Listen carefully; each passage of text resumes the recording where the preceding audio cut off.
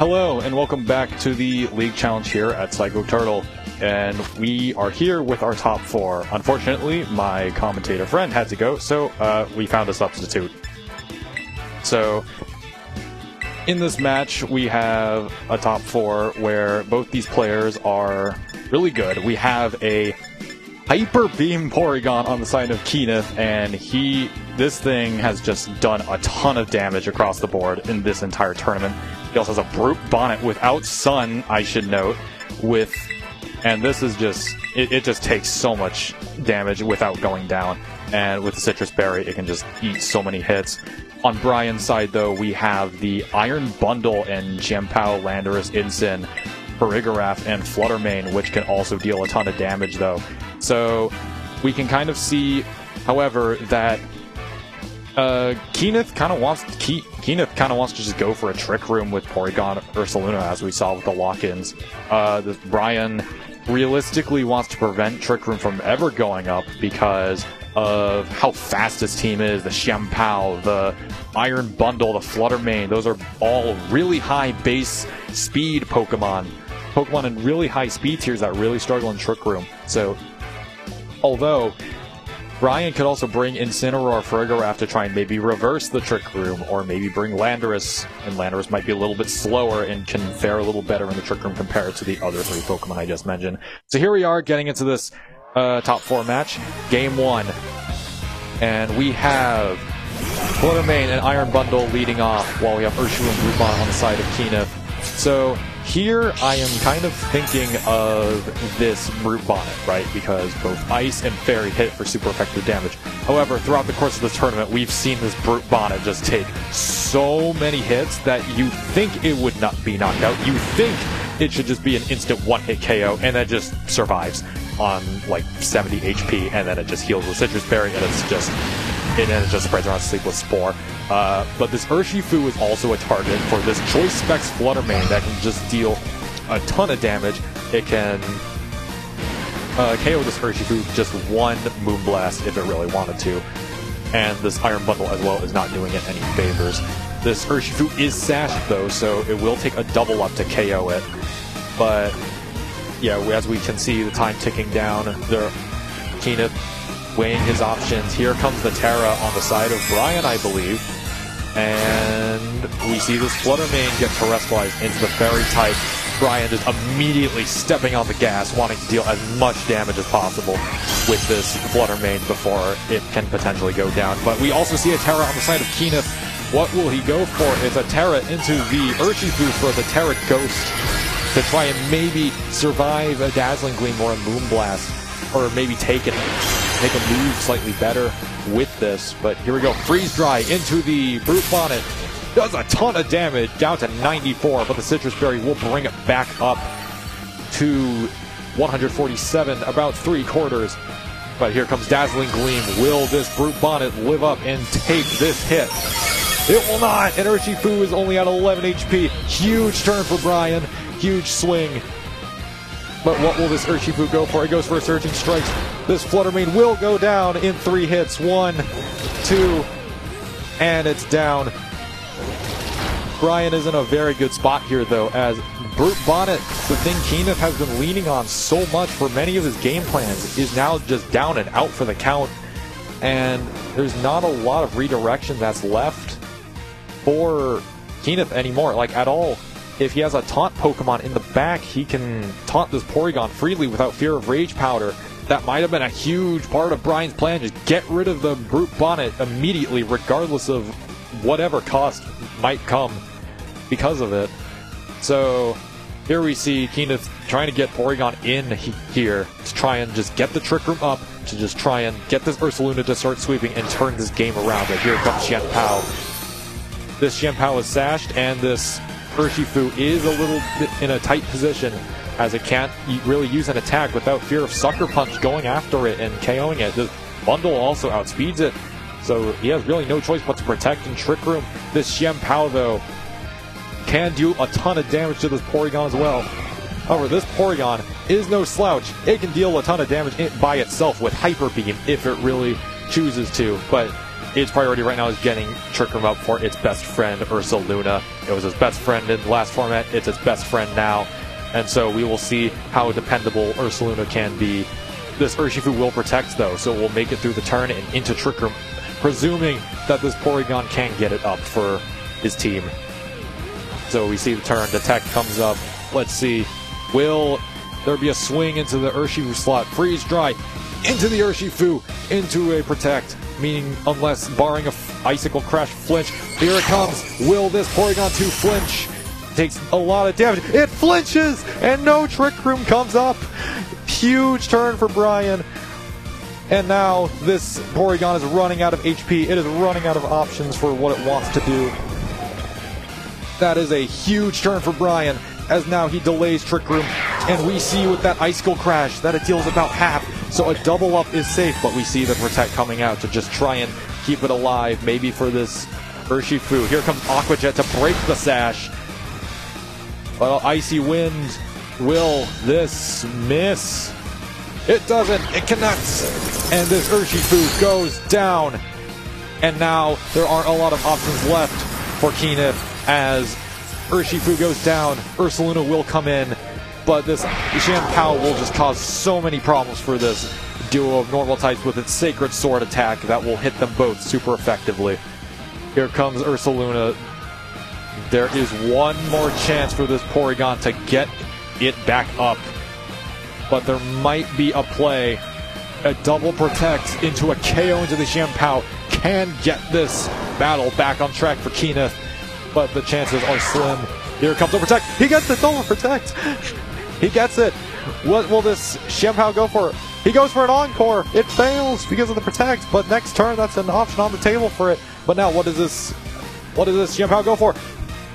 It misses! The Icicle Crash misses! Headlong Rush KOs the Shampao! And all of a sudden this game has been turned upside down! Incineroar will come in for Brian as his last Pokemon, but this is a huge swing for Kenneth. This Porygon gets one more chance. A Fake Out, however, is on the table for Brian. The Terra has been spent, so there is no getting around the ice weakness from Ursaluna. Headlong Rush can do a lot of damage into this Incineroar. Its Guts is active, but it is -1, and it's also -1 in both defenses. This Iron Bundle is positioned to just pick up a one-hit KO if it can get a move off onto the Ursaluna. The Ursaluna could also be built to be bulky, so it might just be able to take one. There's really only no way to know unless knowing for sure. But we see the potential for Hyper Beam. Here it comes. Fake Out. This is his moment. He goes for the Encore, blocking it into Protect, meaning that this Porygon can't do anything but Protect for 3 turns as long as this Iron Bundle's on the field. Because it outspeeds, this Porygon 2 is now just trapped on the field, protecting, not contributing to the battle at all. It has literally become a sitting duck on the field. And so this Porygon 2 is now stuck into Protect. It can't help its partner Ursaluna at all. Protect, it fails, it doesn't matter. This Porygon is not contributing at all. Freeze Dry comes out into the Ursaluna. It takes the KO, and all of a sudden, this game is now Brian's as this Porygon is still stuck doing nothing but protecting. Here comes the knockoff into the Eviolite. There goes the Eviolite from Porygon 2, and this is all but finished for Kenneth. Brian takes game 1. And so we go into this game 2 thinking that it was a very explosive turn 1 for Brian. He immediately got the lead. He refused to let it go. Aside from some bad luck here and there, the Icicle Crash miss was huge for Kenneth in that position, as he was able to kind of get the game a little bit back on track. But then Brian was able to work his way out of that bad luck. So going into this, I think the issue is this Brute Bonnet is more built to take physical attacks over special, and we saw 2 major special attackers come out for Brian, and that completely shut down his Brute Bonnet plan of just, we're going to get damage off. But we see the potential for a lead from Porygon to get Trick Room immediately up, as Brute Bonnet maybe just acts as a sacrifice for the team as the Trick Room comes up for Rage Powder or for Redirection. But we may be seeing another angle being taken. We see both players weighing their options. Kenneth is locked in, Brian is locked in. Here we go. Game 2. This is far from over for Kenneth, as his team has proven that it is extremely strong, as it has made all the way here to the top 4. We see Iron Bundle and Fluttermane, and we see Porygon and Brute Bonnet. So same leads for Brian, changed leads. It gets an attack boost for Porygon 2's download. Not ideal for what you want from Porygon, as that Hyper Beam at +1 can do so much damage. But still, I trust this Porygon to be able to take the KO.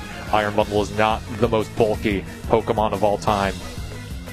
And so we see this Brute Bonnet just going for a safe Rage Powder. We're going for a safe Trick Room. And this Trick Room, this speed control that Brian was just able to keep the whole game is now being threatened to be taken away. And that can just turn this matchup upside down in the favor of Kenneth. And so we see Brian weighing his options. He knows a Rage Powder Trick Room is probably coming out on the side of Kenneth. And so you might be thinking, how do I stop this? How could I stop this exactly from happening? And then if you let this Brute Bonnet just stay on the field, it can just start sporing you in Trick Room. But we see the Rage Powder come out, and we see the Freeze Dry come out. We see it do almost as much damage as it did last time. It eats its Citrus Berry, but it won't save it from the Fluttermane from last we saw. Dazzling Gleam comes out, and it takes the KO on the Brute Bonnet. However, that means Kenneth gets a free switch into his Ursaluna. And this Porygon 2 Trick Rooms, twisting the dimensions and making these two Pokemon now incredibly, incredibly slow, as they are usually very, very fast. Here comes Ursaluna onto the field. It doesn't have its Guts ability yet. There is a chance for Incineroar to come in, but we see the consideration of the Terra Fairy potentially. But also we see potential for Protect as well to just get the burn on safely while Porygon 2 switches out. Smart move from Kenneth, as we saw this Iron Bundle just terrorize this Duck with Encore as it's just stuck on the field. But now Kenneth has a switch option into Thundurus. And so we see the consideration of Brian. What does he want to do? Does he want to just headlong rush into the Fluttermane? Does he just want to go for draw damage with the double up?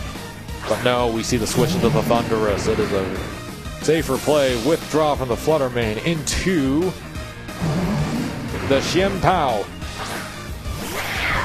And so we see both these ice types on the field threatening major damage into this Ursaluna. We see even more with the Terra from Iron Bundle. Terra goes to try and dodge a Facade, but Kenneth protected, and now he knows the Terra is spent without much value gained out of it.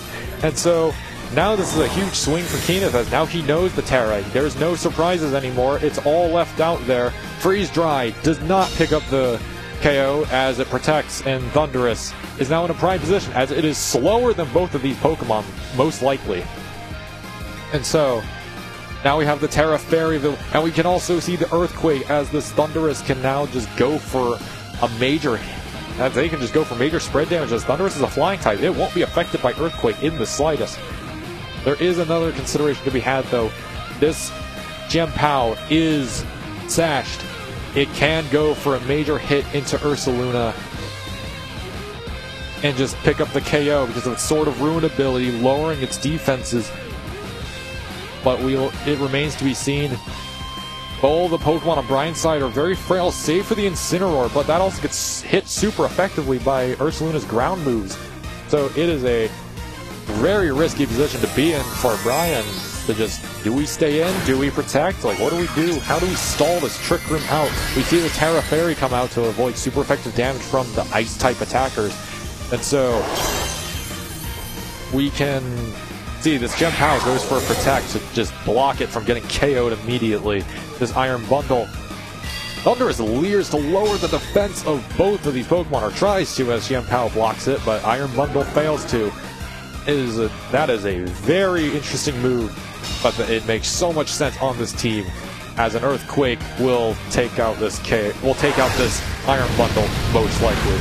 Another thing to consider is that Leer will almost all but guarantee a KO onto this Incineroar, as a Leer will lower the defenses, essentially negating an Intimidate drop. This is very, very smart team building from Kenneth. Prankster Lear, something I wouldn't have ever considered. And so we see both these Pokemon get intimidated.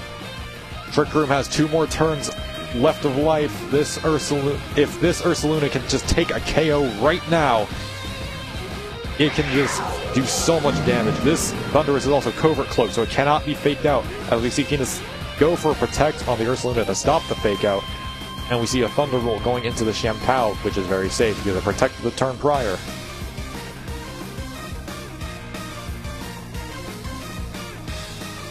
So we see Brian kind of weighing his options. I think what you go for is, I think you need to kind of read this Protect. It is a tough call, as this Ursaluna could just start going for damage, but you need to make this read. Ursaluna protects. I think the potential out is just to double into this Thundurus, but the fake out goes into the Ursaluna.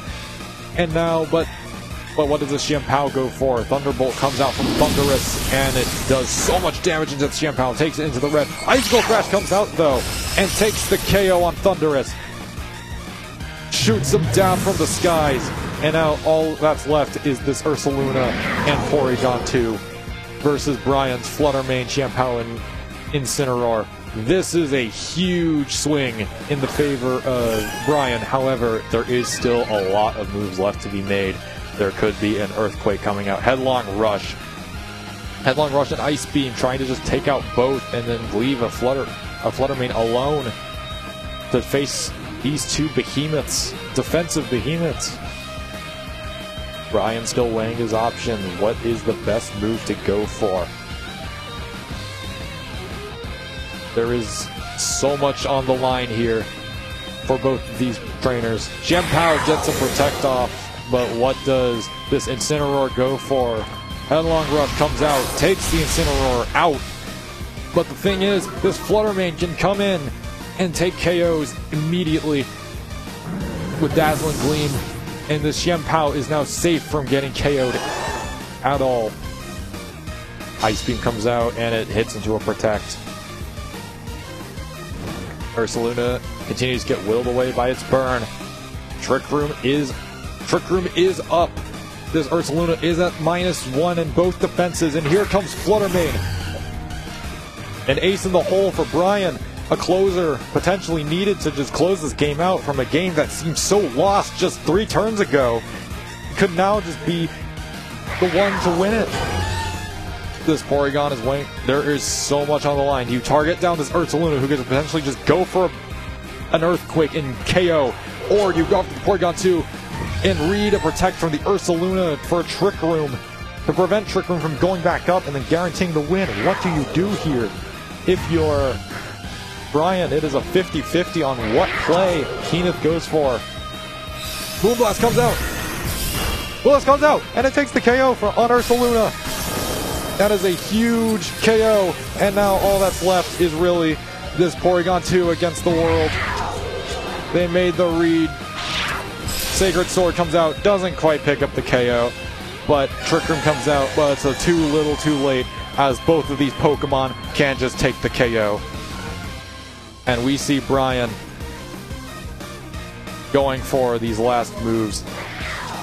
And we see the forfeit from Kenneth, and Brian officially moves on into the finals of the League Challenge here at Psycho Turtle. Huge plays, huge swings from both sides. Brian was able to just completely overwhelm Kenneth's leads and defense with just sheer offense. Choice Specs, Terra Fairy, Fluttermane.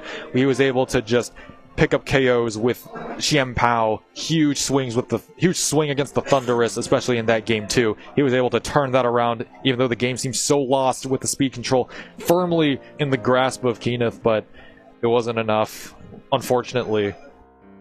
Huge props to both players. They played their hearts out clearly in that set. Some championship points for both, and we will see Kenneth again in the grand finals as this tournament is coming to a rapid close. And we will see you later for the finals.